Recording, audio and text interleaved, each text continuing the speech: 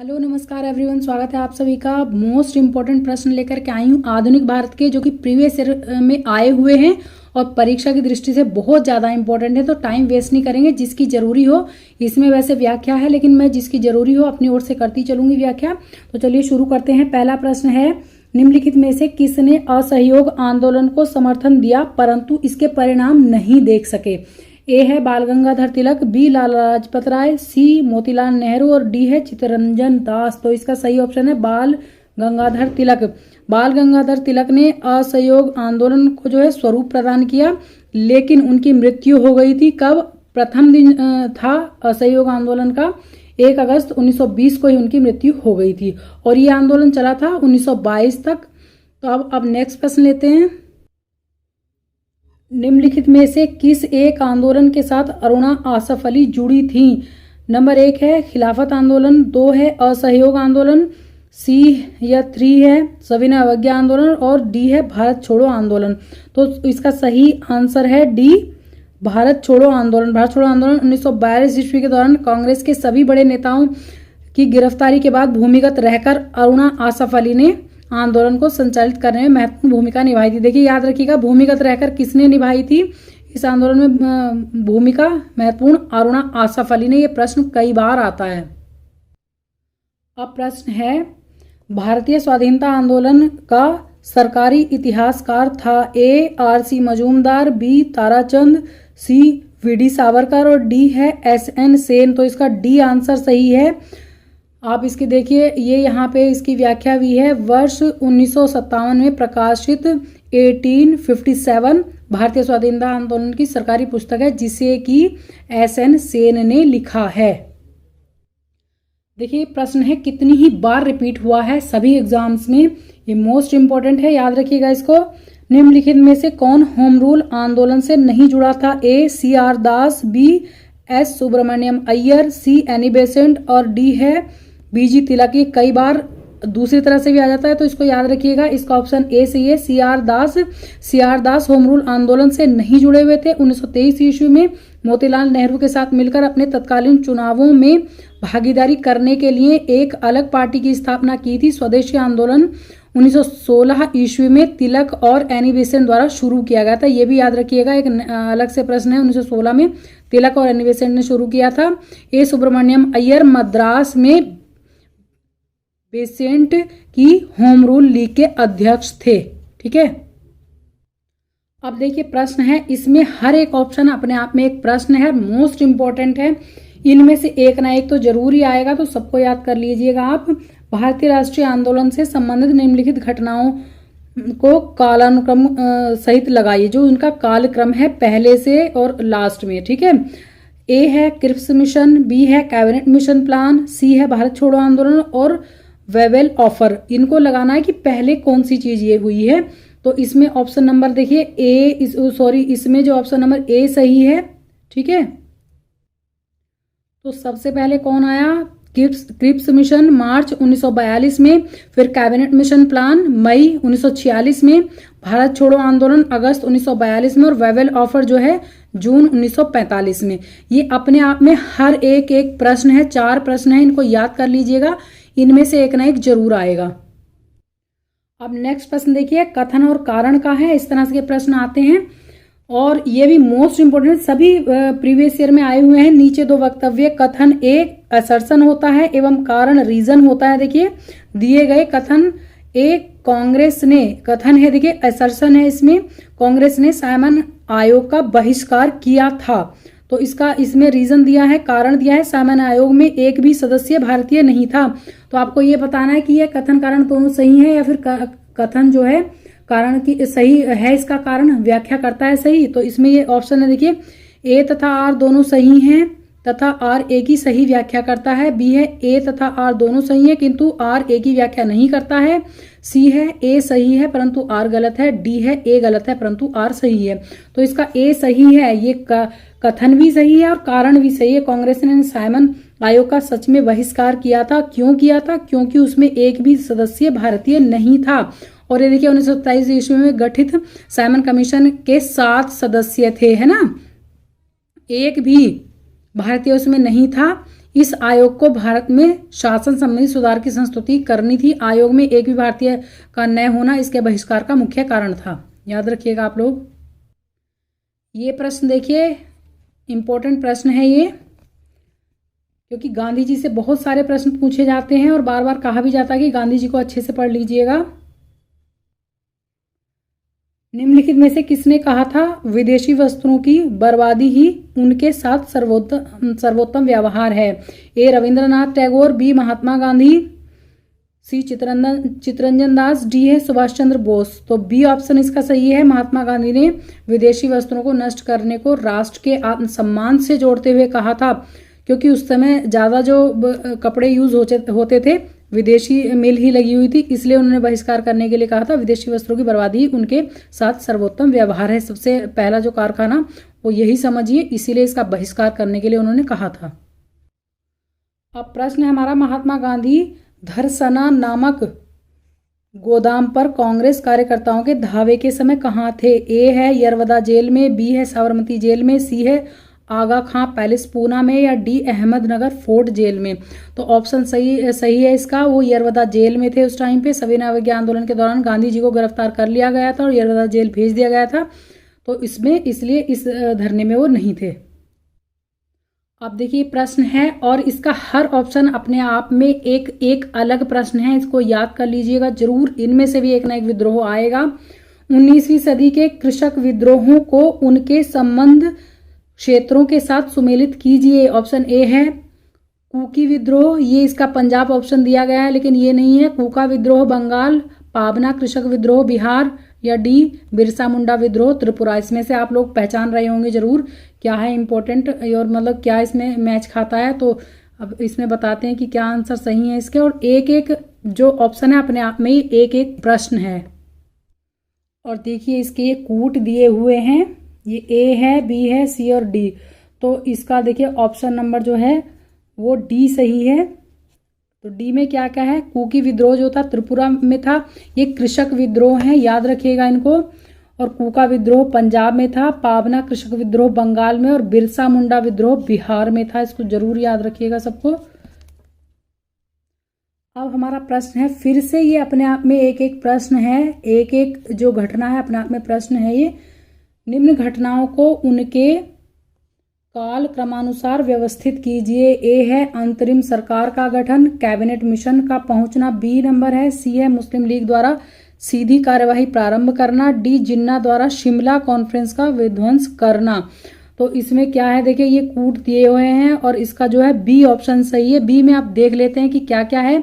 अंतरिम सरकार का गठन 24 अगस्त 1946 को हुआ। कैबिनेट मिशन का भारत पहुंचना 24 मार्च 1946 को हुआ। देखिए ये अगस्त है और ये 24 अगस्त है और ये 24 मार्च है, एक ही ईयर है लेकिन बस इसमें मंथ में डिफरेंस है। मुस्लिम लीग द्वारा सीधी कार्यवाही प्रारंभ करना 16 अगस्त 1946, ये भी देखिए सब एक ही ईयर के हैं। इसमें थोड़ा सा इसीलिए ट्रिकी थोड़ा कंफ्यूजिंग प्रश्न होता है। 16 अगस्त 1946 जिन्ना द्वारा शिमला कॉन्फ्रेंस का विध्वंस करना 14 जुलाई 1945, ये अलग है, बस ये 45 है, इन तीनों के सेम ईयर्स हैं। तो अपने आप में ही एक एक प्रश्न है, आ जाता है अलग से भी। कैबिनेट मिशन का भारत कब पहुंचा, मुस्लिम लीग द्वारा सीधी कार्रवाई प्रारंभ कब की गई, और अंतरिम सरकार का गठन तो कई बार पूछा गया है, कई सारे जो उसमें परीक्षाओं में। अब देखिए प्रश्न है, निम्न में से किस आंदोलन में महात्मा गांधी ने पहली बार भूख हड़ताल का प्रयोग हथियार के रूप में किया था? ए असहयोग आंदोलन, बी रॉलेट सत्याग्रह, सी अहमदाबाद की हड़ताल, और बी बारदौली सत्याग्रह। तो इसका ऑप्शन नंबर सी सही है। अहमदाबाद की हड़ताल राजनीतिक हथियार के रूप में पहली बार भूख हड़ताल का प्रयोग गांधी जी द्वारा 1918 ईस्वी के अहमदाबाद मिल मजदूरों की हड़ताल के दौरान किया गया था। प्रश्न है, निम्नलिखित संगठनों में से किसने शुद्धि आंदोलन का समर्थन किया? ऑप्शन ए आर्य समाज, और बी है ब्रह्म समाज, सी है देव समाज, और डी है प्रार्थना समाज। तो इसका ऑप्शन नंबर ए सही है। आर्य समाज ने धर्म परिवर्तित हिंदुओं की हिंदू धर्म में वापसी हेतु शुद्धि आंदोलन का समर्थन किया था। आर्य समाज की स्थापना 1857 ईस्वी में दयानंद सरस्वती द्वारा मुंबई में की गई थी। ये 3-4 प्रश्न आपस में बन रहे हैं तो इसको देख लीजिएगा जरूर।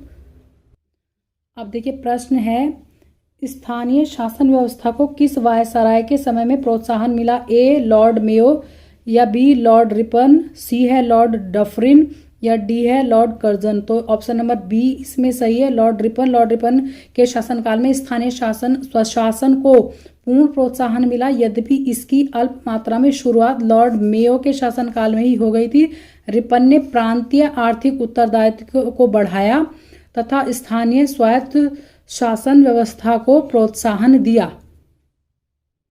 प्रश्न है देखिए, बहुत इंपॉर्टेंट, मोस्ट इंपॉर्टेंट प्रश्न है। इंडिया डिवाइडेड पुस्तक के लेखक थे, ये कई बार पूछा है, कॉमन प्रश्न है लेकिन ये मोस्ट इंपॉर्टेंट है।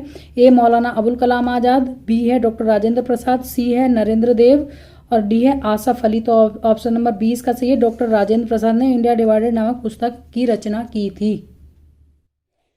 देखिए नेक्स्ट प्रश्न है, सूची 1 को सूची 2 से सम्मिलित कीजिए। इसमें एक चीज मैं बता दूं, इस बुक में ये गलत दिए हुए हैं लेकिन इसका मैं आपको बताऊंगी इसके मतलब आंसर क्या है। ऑप्शन ए है बंकिम चंद्र चटर्जी और सामने इसका 1 है आनंदमठ, बी है माइकल मधुसूदन दास कैप्टिव लेडी और सी है रविन्द्रनाथ टैगोर। 3 इसका ऑप्शन दिया है गोरा और डी है सरोजनी नायडू। इसका 4 ऑप्शन दिया है द ब्रोकन विंग। तो आपको याद भी आ गया होगा इनको देख करके, ये बिल्कुल सही ऑप्शन इसी में प्रश्न में ही सही है। बंकिम चंद्र चटर्जी ने आनंदमठ लिखा और माइकल मधुसूदन दास ने कैप्टिव लेडी, रविन्द्रनाथ टैगोर ने गोरा और सरोजनी नायडू ने द ब्रोकन विंग। ये अपने आप में ऑप्शन सही है, इसमें बुक में थोड़ा गलत लिखे थे, ऑप्शन सही नहीं थे तो इसलिए इसमें इसका आंसर नहीं है। इसमें ये अपने आप में सही हैं सारे और एक एक प्रश्न बनते हैं अपने आप में। ये प्रश्न है देखिए, जियात रंग आंदोलन कहाँ प्रारंभ हुआ? Option A Nagaland, B Tripura और सी मणिपुर या फिर डी मिजोरम में। तो इसका ऑप्शन नंबर ए सही है, नागालैंड में। सविनय अवज्ञा आंदोलन के दौरान मणिपुर की जनजातियों ने भी सक्रिय भागीदारी दिखाई। यहाँ पर आंदोलन का नेतृत्व नागा महिला गोडीनेल्यू ने किया, जिसे जियात रंग आंदोलन कहा गया। याद रखिएगा, ये भी अपने आप में एक प्रश्न है कि किसने किया था ये नेतृत्व इसका, और जियात रंगा क्या नाम था इसका आंदोलन का? जियात रंगा था। प्रश्न है देखिए, वर्ष 1928 में हिंदुस्तान सोशलिस्ट रिपब्लिकन एसोसिएशन की स्थापना कहाँ हुई थी? ए कानपुर में, बी दिल्ली में, सी इलाहाबाद में या डी लाहौर में। तो इसका ऑप्शन नंबर बी सही है, दिल्ली में। हिंदुस्तान सोशलिस्ट रिपब्लिक एसोसिएशन क्रांतिकारी चंद्रशेखर आजाद, भगत सिंह जैसे लोगों का एक स्वतंत्र संगठन था। इसकी स्थापना सन 1928 में पूर्वी बंगाल के भोला चांग ग्राम में इसकी बैठक के दौरान हुई। पूर्व में इसे हिंदुस्तान रिपब्लिकन एसोसिएशन के नाम से सन 1924 में कानपुर में स्थापित किया गया था। प्रश्न है देखिए, कई बार मतलब मैं कितनी बार हर उसमें देख चुकी हूँ, रिपीटेड क्वेश्चन है ये। गांधी जी को किसने सर्वप्रथम राष्ट्रपिता कहकर संबोधित किया था? Option number 1 Subhash Chandra Bose, B Rabindranath Tagore, सी सरदार वल्लभ भाई पटेल या फिर डी पंडित जवाहरलाल नेहरू। तो ये ऑप्शन नंबर ए सही है। सुभाष चंद्र बोस ने जुलाई 1944 में आजाद हिंद रेडियो के एक विशेष प्रसारण में सर्वप्रथम महात्मा गांधी जी को राष्ट्रपिता कहा था। ठीक है भाई, एक प्रश्न है बहुत इंपॉर्टेंट है और बार बार ये रिपीट होता है, मोस्ट रिपीटेड प्रश्न।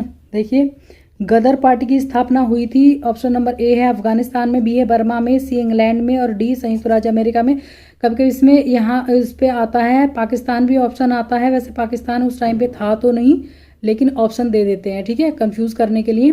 तो इसका ऑप्शन नंबर डी सही है, संयुक्त राज्य अमेरिका में गदर पार्टी की स्थापना हुई थी। संयुक्त राज्य अमेरिका में नवंबर 1913 में सोहन सिंह भाखना ने सैन फ्रांसिस्को में हिंद एसोसिएशन ऑफ अमेरिका की स्थापना की। इसके द्वारा गदर पत्रिका का प्रकाशन किया गया। इसके नाम पर ही इस आंदोलन का नाम गदर आंदोलन पड़ा। इसके प्रमुख सदस्यों में लाला हरदयाल ये भी आता था। इसके सदस्यों के नाम आते हैं पंडित कांशीराम, भाई परमानंद, करतार सिंह सराबा और रामचंद्र प्रमुख थे। लाला हरदयाल ने बर्लिन में भारतीय स्वतंत्रता समिति का गठन किया था। अब प्रश्न है देखिए, निम्नलिखित को कालानुक्रम व्यवस्थित कीजिए। ये भी रिपीटेड क्वेश्चन है, बार बार आता है। असहयोग आंदोलन, दूसरा नंबर है सविनय अवज्ञा आंदोलन, तीसरा है खिलाफत आंदोलन और चौथा है भारत छोड़ो आंदोलन। तो इसका ऑप्शन दिए हैं ए बी सी डी, तो इसमें ऑप्शन नंबर सी सही है। सी का मतलब है पहले आएगा खिलाफत आंदोलन, नंबर 1 पे आ जाएगा, फिर उसके बाद आएगा इसमें असहयोग आंदोलन है दूसरे नंबर पे, और जो ये है सविनय अवज्ञा आंदोलन है तीसरे नंबर पे है, और भारत छोड़ो इनसे सबसे बाद में। ठीक है, देखिए प्रश्न है, किसने कहा था मेरी पीठ पर किया जाने वाला प्रत्येक प्रहार ब्रिटिश साम्राज्य के कफन में एक कील सिद्ध होगा। आपने कई बार देखा होगा ये प्रश्न। Option number A Lala Lajpat Rai, B Bhagat Singh, C Chandrashekhar Azad और डी बाल गंगाधर तिलक। तो ऑप्शन नंबर ए सही है। मेरे शरीर पर पड़ी एक एक लाठी की चोट ब्रिटिश साम्राज्य के ताबूत किए गए कील होगी। ये उद्गार महान स्वतंत्रता सेनानी लाला लाजपत राय द्वारा 30 अक्टूबर 1928 ईस्वी को साइमन कमीशन का विरोध करने के समय लाहौर के तत्कालीन अंग्रेज पुलिस अधीक्षक स्कॉट द्वारा उन पर लाठियों से प्रहार करने के फलस्वरूप घायल होने के बाद कहे गए थे। लाला लाजपत राय की मृत्यु इसी घटना के 18 दिन बाद लाठियों के घायल होने के कारण 17 नवंबर 1928 ईस्वी को हो गई थी। प्रश्न है देखिए, लॉर्ड मैकाले संबंधित हैं, कई बार आता है। ऑप्शन नंबर ए सेना के सुधार से, बी सती प्रथा की समाप्ति से और सी अंग्रेजी शिक्षा से और डी है स्थायी बंदोबस्त से। तो ये सी ऑप्शन से संबंधित है। इसको ये भी कई बार आता है, अंग्रेजी शिक्षा से संबंधित है लॉर्ड मैकाले। ठीक है, व्याख्या देखना चाहते हैं तो इसमें देख लीजिएगा, तो इसी में से आपके प्रश्न बन जाएंगे। मैं ज़्यादा टाइम आप लोगों का वेस्ट नहीं करूँगी। देखिए प्रश्न है, 14 जून 1947 को भारत के दिल्ली अधिवेशन में भारत के विभाजन का प्रस्ताव स्वीकृत हुआ। याद रखिएगा इसको भी। इस अधिवेशन के अध्यक्ष थे option number A Rajendra Prasad, B Sardar Vallabh Bhai Patel, C Acharya JB Kripalani या डी जवाहरलाल नेहरू। तो सी ऑप्शन सही है, आचार्य JB कृपलानी थे इस अधिवेशन के अध्यक्ष जो थे 14 जून 1947 को, जिसमें भारत के विभाजन को स्वीकृत किया गया था। कांग्रेस अध्यक्ष की ही कांग्रेस कार्य समिति का अध्यक्ष होता है। 14 जून 1947 को जिस समय, देखिए अपने आप देख लीजिएगा व्याख्या।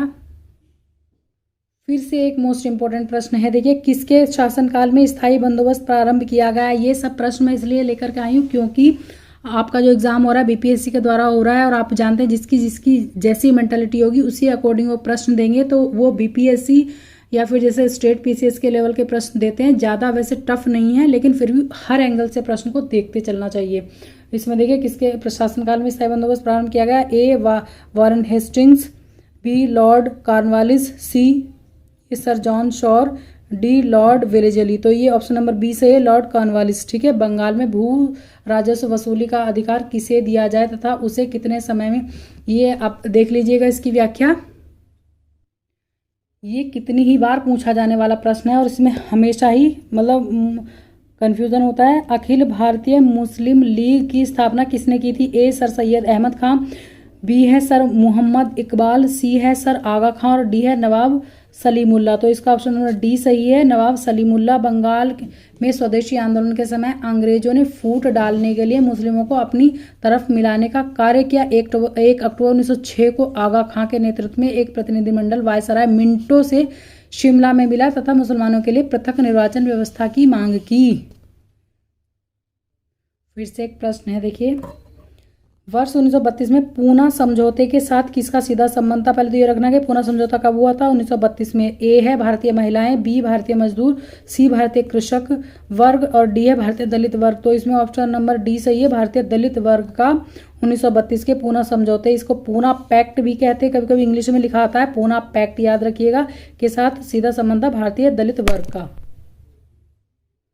मोस्ट इंपोर्टेंट, देखिए फिर से इंपोर्टेंट प्रश्न, सभी इंपोर्टेंट हैं।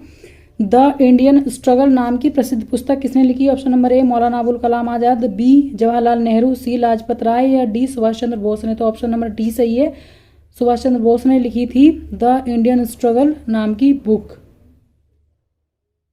प्रश्न है, देखिए सुभाष चंद्र बोस के त्यागपत्र देने के बाद किसे भारतीय राष्ट्रीय कांग्रेस का अध्यक्ष चुना गया। ए अबुल कलाम आजाद, बी राजेंद्र प्रसाद, सी पट्टाभी सीतारामैया, फिर डी वल्लभ भाई पटेल। तो ऑप्शन नंबर बी सही है, राजेंद्र प्रसाद का। 1938 ईस्वी में हरिपुरा अधिवेशन में कांग्रेस के अध्यक्ष सुभाष चंद्र बोस थे।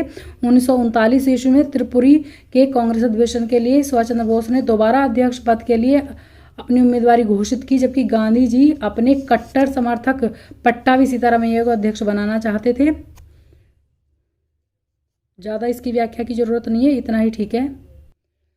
अब देखिए प्रश्न है, वह कौन सा राष्ट्रवादी नेता था जो वर्ष 1925 में केंद्रीय विधानसभा का अध्यक्ष या स्पीकर चुना गया।